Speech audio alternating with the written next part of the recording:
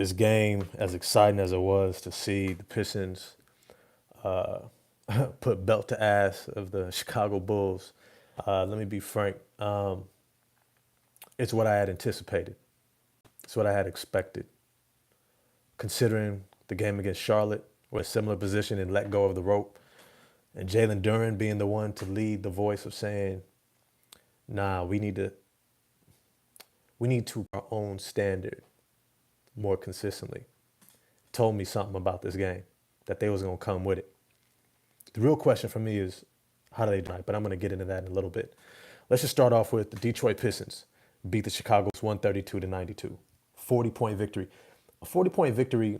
It doesn't if it's middle school, high school, college, international, or in the NBA. You beat anybody by 40 points, it says something. Like that's a state. That's a statement game.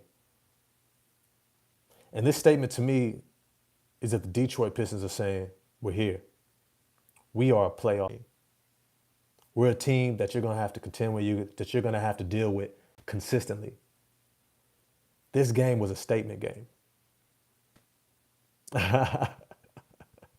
Yes, sir. Yes, sir. Hey, definitely holding it down. You know, this is one of those games that I watched, and you know who set the tone for me? You should already know, Ausar Thompson. Ausar Thompson comes out immediately, plays Matas Buzelis. Immediately, from the jump. He said, "You're too light in the pants. You're too small."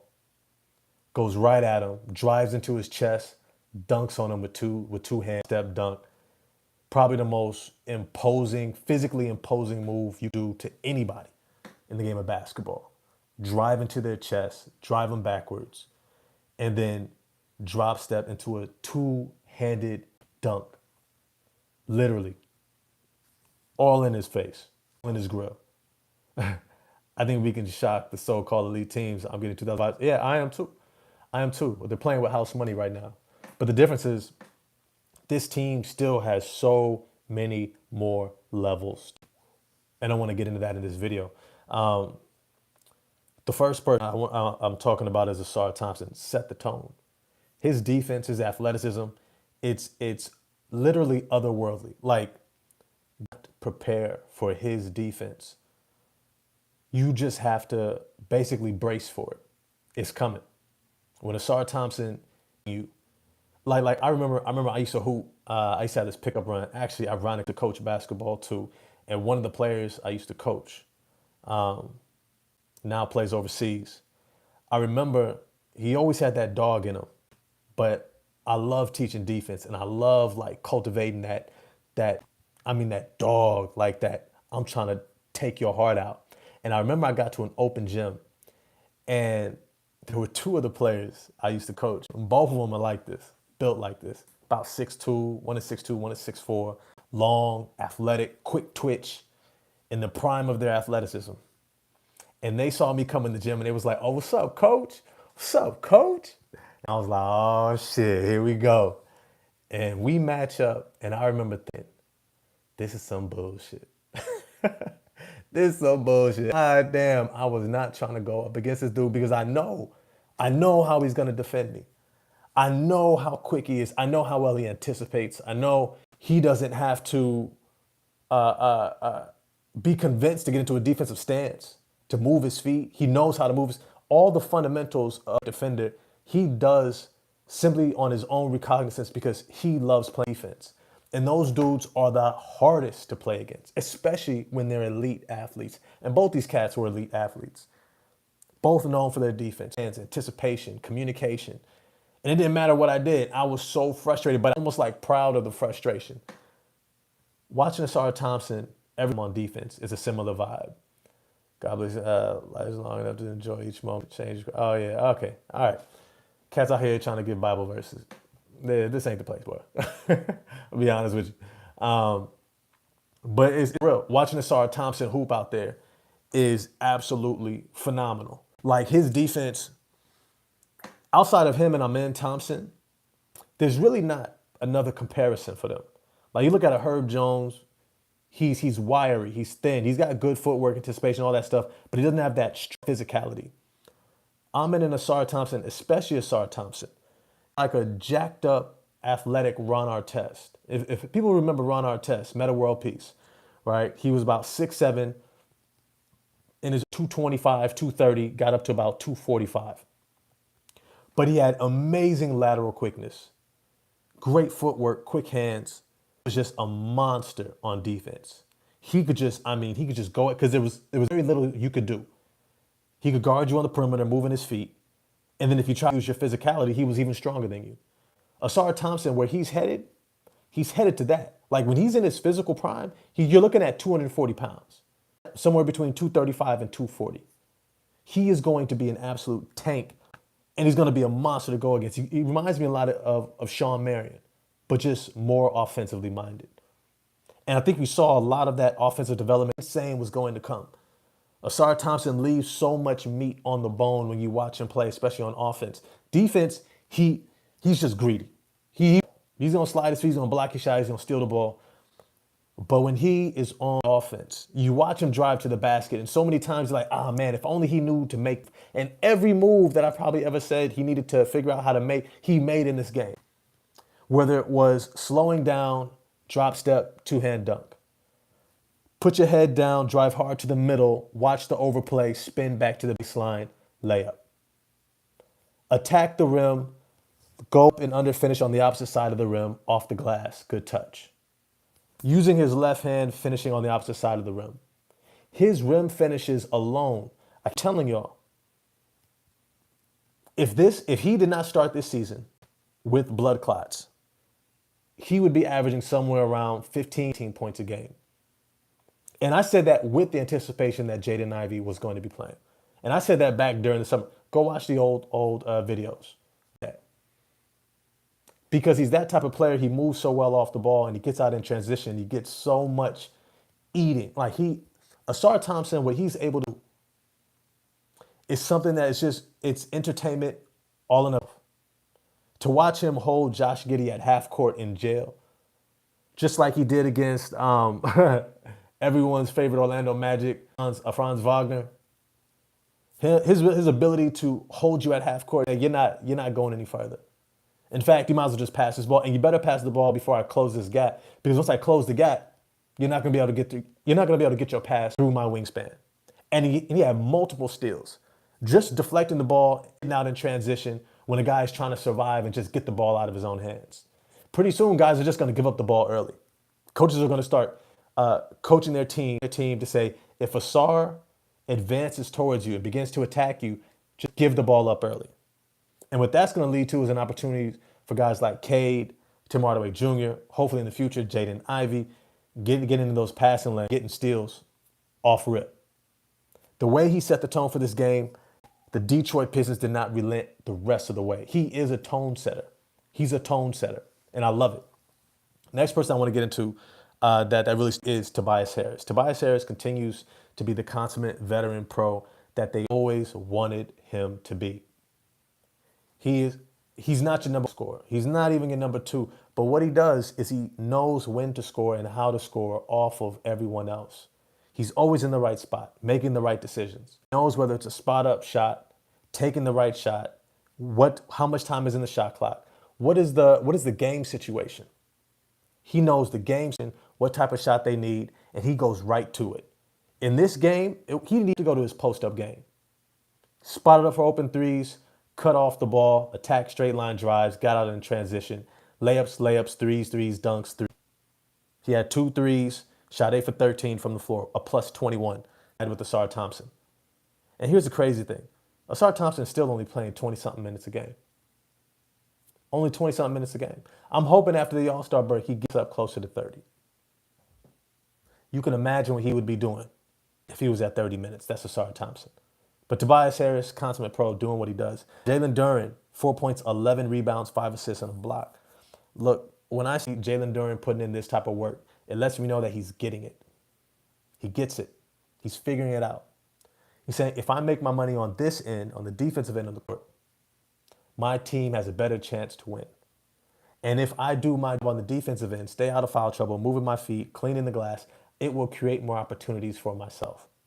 The 5 assists is something that I really want to, because A lot of y'all thought I was off when I said he's a potentially Alperen Şengün or even Domantas Sabonis. Y'all was like, nah. I said, might be. I think he might be. I think he needs to develop that jump shot, and I think he will.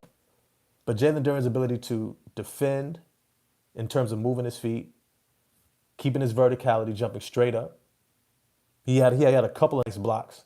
I think there's one that he didn't get credit for. How'd you like the Kendrick Lamar's kiss? But I was out here. I was doing the victory lap. I was out here just getting it, bro. It was everything. But that's what Kendrick is. That's what K. Dot is. He just is who he is. Don't call him up if you don't want the smoke. Lakers gonna win everything. You know what? I don't bet against LeBron. I know better. Now it's all about matchups in the playoffs, which is what I want to get to with these Detroit Pistons. These Detroit Pistons, they are looking like one of those teams that, and if I'm honest with you, you know who I want them to get in the playoffs? You know who I want them to get? I'm gonna be greedy. I'm gonna be greedy. Should I even say it? Should I even say it? Should I say it? Fuck it, I'm gonna say it. I'm gonna say it. I want the Detroit Pistons to get the Cleveland Cavaliers. I want them to get the Cavs in the playoffs. I want them to get the Cavs in the playoffs so that they can smack the squad. They can beat them in six. Beat them in six and advance to the second round. That would be the ultimate revenge. The ultimate revenge. JB Bickerstaff built that squad. He built it. And then they fired him just as they were about to ascend. Everyone is acting like it's this new coach. Let me be honest with y'all. The only thing that was keeping the Cleveland Cavaliers from an finals run last season was the injury to Jarrett Allen. That's it. And then you had the long-awaited ascension of Evan Mobley. Everybody understood Evan Mobley's talent was going to rise as he got more confident and expanded his jump shot, his confidence in his own jump shot. He had the jump shot, just needed the confidence. And the whole summer, I was like, wait, why isn't Evan Mobley on the Olympic squad? And then I watched what he was doing with his time, and I said, oh, he's trying to prepare himself for the season he's going to have. And I said, I'm going to keep an eye on him. This of the Cleveland Cavaliers is literally about the ascension of Evan Mobley and their overall health. Evan Mobley taking that offensive jump, saying, now I'm a two-way player. Now I'm Kevin Garnett. Soon to turn into Tim Duncan, somewhere in there. Once he gets that little turnaround, face up, off the glass, kiss, jump shot from the wing, he's going to be ridiculous. I really want them to play the Pacers. I wouldn't be mad if they played the Pacers. I wouldn't be mad at all. And I'm looking at the standings here. They're still a 6th seed. They're only one game away from the 5th seed. How perfect would it be for the Detroit Pistons to get that 5th seed? Beat the Pacers round. And then beat the Cavs in the second round. Tell me that wouldn't be perfect. Tell me that wouldn't be perfect. Yeah, beat the Knicks. But I don't, I think that if I'm honest with you, the Knicks are easy work. The Knicks are easy work. I think Mitchell Robinson will be a huge plus for them, but I think that their dependency upon Karl Anthony Towns is going to be their undoing. And they're going to run into somebody early on who's going to figure that out and be like, we just got to make Towns. I feel like the Knicks would be the only team we could legitimately beat in a 7-game series with ease. Yeah, no facts. The Knicks don't have the depth, and already haven't figured them out. It's just, it's just icing. But I think the perfect playoff route would be beat the Pacers. Beat them in about 5 or 6 games. I say 5 or 6 because I think they could jump on them early. And then go to the second round and then get Cleveland in 6. And I think for this to happen, out a couple things, and then I want to get to next game. And definitely holler at me in the comment section. I definitely read them. Who you think winning this season? Championship? You're talking about the NBA championship? You know what? I think it's up in the air. It depends upon who gets there. Depends upon who gets there. Uh, Denver, Boston are the only teams who know what they're doing once they get there, and that means something. If one of them face someone else and the other than each other, I think they win that series. Um, I hated if Boston went back to back. You know what? I don't think Boston is going to go back to back, and the reason why is because Tatum is not him, and I think everybody wants him to be him, and he's not. And I think Jaylen Brown will show up, but I think teams will be more prepared for him. I think they'll be a little bit fatigued from last season championship run going into this season. It's really hard to repeat. And Lakers with Braun and Luka, yes, if they get to the finals, if they get to the Western Conference Finals, depending upon who they face. I don't know if they could beat Denver in the Western Conference Finals, but I think they could beat OKC. They could beat Memphis in the Western Conference Finals. I'm also, you know who's a dark horse? Damn. You know who's a horse? The Golden State motherfreaking Warriors with Jimmy Butler, with Jimmy motherfreaking Buckets. That dude, that dude, man. Steph, Draymond, man, I don't know. Who's my GOAT? I'm between LeBron James and Kareem Abdul-Jabbar. And my whole thing, when you measure the greatest of all time, this start. If you take a player and you drop them anywhere on any team, who can take them to the most championships? Any team. I'm talking about any team. Trash squad. Not you have other all-time greats next to you. This is what eliminates guys like Steph, Kobe, and even Jordan for me. I don't think Jordan is a guy who elevates a team that's trash. If a team is trash, he's going to be great on a trash team. And the team is a first round, second round exit. He needed greatness around him. The guys who I've seen be able to drag teams into the NBA with the least amount of talent, I don't know if I've ever seen the team that LeBron dragged his first run in Cleveland to the in an NBA Finals matchup.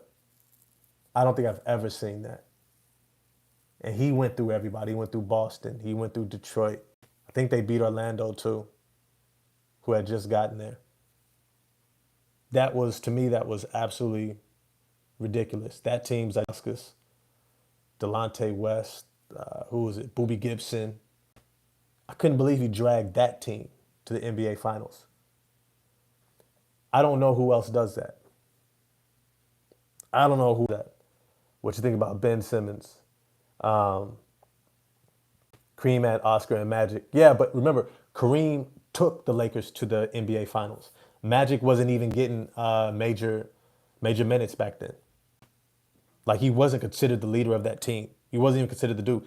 It wasn't until Kareem went down in the NBA Finals that Magic had an opportunity to step up. Speaks to Magic's greatness.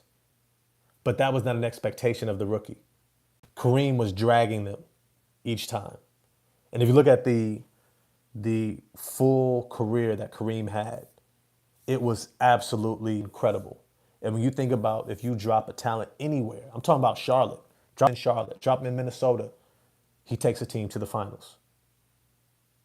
LeBron, you drop him in Sacramento, he takes a team to the NBA Finals. A team that's never been there, he'll take them there. I think that's, and what I saw from Jordan was, you're talking about winning.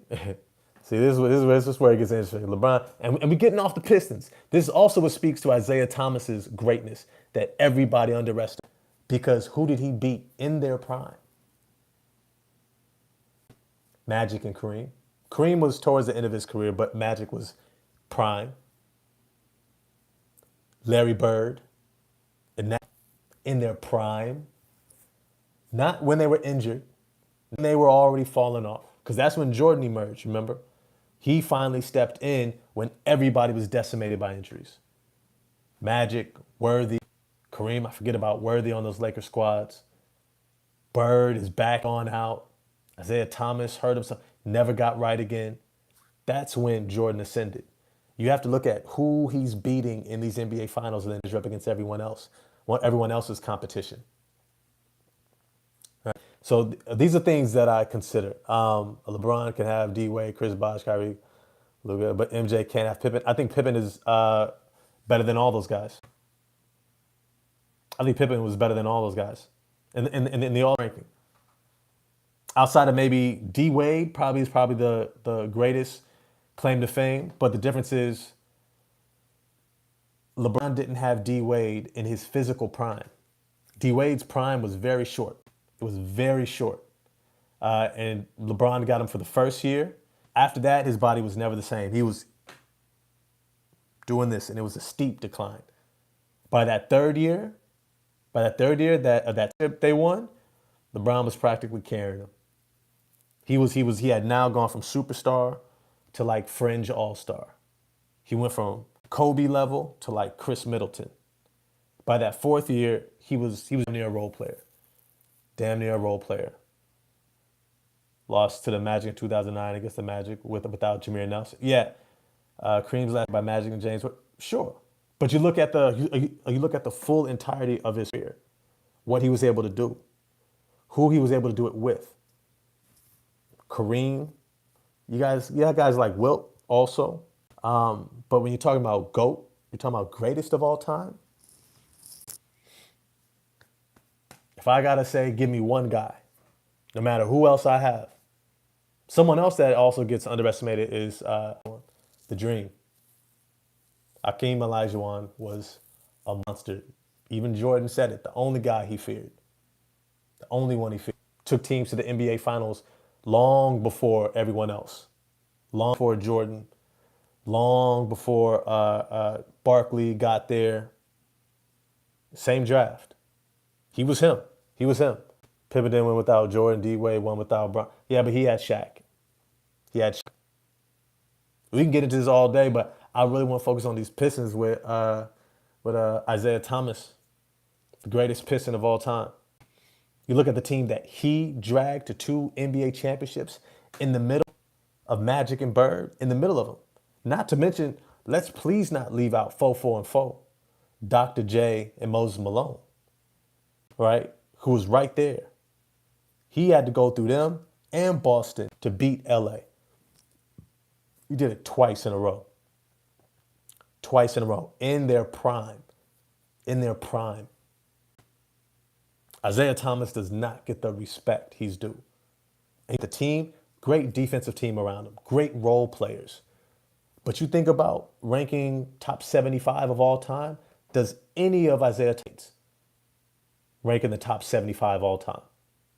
Dennis Rodman, what is he number like? 60? 72? Where does Pippen rank? Top 20 for sure. D-Wade, top 20 for sure. Right? You start thinking about these guys. Magic, Kareem, Worthy, Bird, McHale, yeah, Parrish, Dennis Johnson, right? Squad. Yeah. He was supposed to be the first one to three-peat. First one. Let's be real. Shaq was not when he went to the Heat. He was still dominant. He was still absolutely dominant. Absolutely dominant. Absolutely. Speaks to Shaq's greatness. Speaks to Shaq's greatness. You can't underestimate that. A lot of what D-Wade was able to get was because of the attention on Shaq. Where the other team said, he's going to have to beat us, and D-Wade did it. He beat them. He beat them. He was incredible. He was incredible. But Shaq drawing all that attention is the reason why D-Wade was able to be that. Let's not please underestimate at all. At all. But getting back to these Pistons, I think Detroit is going to be on their way to the playoffs. I'm actually curious to see what JB does in this next game against the Bulls. It's a back-to-back. And the way they beat this team the first time, the way they beat them, Chicago's going to come out definitely more competitive, probably defensively. I'm wondering if he's going to sit Cade Cunningham. I'm wondering if he'll sit Cade. I would sit Cade Cunningham. I might start Dennis Schroeder just to get him minutes, just to let him get some burn. and get acclimated to this roster. Play your game. The reason why is because there's something about when you beat a team badly and then they want to come back and get you, especially on a back-to-back, and then you take your star player, it's the wind out of their sails. Like, man, we was geared up to beat this guy, and this guy ain't even here. They didn't even think that we was good enough to put their best player out there. But here's the thing, this team, I would love to see them come together with them and beat the Chicago Bulls on a back-to-back. I would love to see the system beat the Bulls on a back-to-back. I think Ausar Thompson and Jalen Duren having a bigger offensive role. Tobias Harris getting money. Tim Hardaway Jr. is due for a bounce back after a pretty rough shooting night. I think Marcus Sasser is itching for some more minutes. He got in that game and he got ripped early. He was like, man, okay, I'm here. The next thing you know, whop, whop, whop, whop. Gave him that K-dot. Get a little backdoor. What's his name? Walters, A's old teammate, gave him a little dime, had the layup, and that basket was wide open ever since. Hit that three, the pullback, his patented pullback, has one of the nastiest pullback threes in the NBA. Somebody tell me who has a better pullback three-point shot in the NBA than Marcus Sasser? You think it may be James Harden? Does he have a better pullback three? Just right off the dribble, just yank it back. He's got a nice one. But I think Marcus Sasser's is nasty, bro. You headed downhill as a defender, he turns that corner, that shoulder down, and you swear he's going to the rim. And he just snapping back, and just, man, that is nasty, bro. If Cade ever developed that, bro, you know how ugly that would be, bro. That is one of the nastiest shots in the league right now. I don't know if anybody else can do it like that. Marcus Sasser's a dog. He's a dog. I think these Detroit Pistons, I think they're headed for number 4 or 5 seed. I wouldn't be shocked at all. As of, knock on wood, health permitted. They gone. But hey, get at me in the comment section. Let me know what you guys think that they're going to do against the Bulls tomorrow. Do you think they're going to rest Cade? You think they're going to see what the bench mob can do? I think Ron Holland, he's due for a bounce-back game. I think he's struggling. He's still trying to figure out now being asked to shoot more. Pistons 04 vibes, more 02 vibes. Yeah, that team loved each other. Yeah, no, there's great chemistry on the squad. I want to see them come together. I like them coming together without Cade because I think it reminds him he doesn't have to force as much as he thinks he does. He doesn't have to make the spectacular play all the time. And so I would love to see JB sit into the All-Star break. Let him rest up. Let other guys step into their, more expansive roles, which they're going to need down the stretch, especially starting someone like Dennis Schroeder. Let him run that starting unit. And we haven't utilized out game, posting up during it. No, we haven't. And I think that Duren, for sure, can eat against the Chicago Bulls, against that matchup against Vucevic. I don't think Vucevic has the foot speed to match up against Duren. And so there'll be some opportunities for Dennis Schroeder is a great, amazing pick and roll point guard. He's going to be able to set him up, penetrate, get to the rim. Said dominant against us won't need Cade against a team like the Bulls. Yeah, I don't think so either. But hey, if you enjoyed this live, smash the like button for me. Definitely bell for notifications.